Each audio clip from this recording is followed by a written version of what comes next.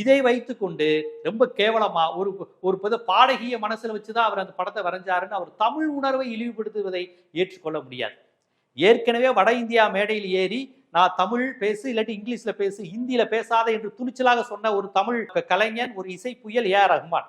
ரொம்ப வெளிப்படையா இருந்தார். அங்க போய் எல்லா புகழும் இறைவனுக்கேன்னு தமிழ்ல சொன்னார் ஆஸ்கார் மேடையில். அவர் தமிழ் உணர்வாளரா இருக்காருங்கிறது உங்களுக்கு எரிச்சல். இஸ்லாமியரா வேற இருக்கிறாரே, அது வேற கூடுதல் எரிச்சல். அந்த எரிச்சலுக்கு காத்துக்கிட்டு இருந்த நேரத்தில் அவங்க டைவர்ஸ் பண்ணிட்டாங்கிற செய்தி வந்தோடனே இதை வச்சு எவ்வளவு கொச்சைப்படுத்த முடியுமோ கொச்சைப்படுத்துறது. அப்புறம் இன்னொரு அவங்களோட இப்போ வேலை பார்த்தவங்களும் டைவர்ஸ் வாங்கிட்டாங்கன்னா அதை வச்சு நம்ம ஏதாவது இழிவுபடுத்த முடியுமான்னு இழிவுபடுத்தி பேசுவது, இதெல்லாம் எவ்வளவு அநாகரிகம். நவீனம் ஆயிட்டோம், அடுத்த கட்டத்துக்கு போயிட்டோம், ஆண்ட்ராய்ட்லேருந்து ஐஃபோனுக்கு போயிட்டோம், டெக்னாலஜி எங்கேயோ போயிருச்சு. இப்போ முன்னாடி மாதிரிலாம் ஆண் பெண் பாகுபாடு இல்லை, பயஸ் கிடையாதுன்னா நம்ம நினச்சிக்கிட்டு இருக்கிறோம். ஆனால் இன்னும் மனித மனம் வக்கிரத்துடன் அந்த ஆணாதிக்க மொழியில் இருக்கிறது.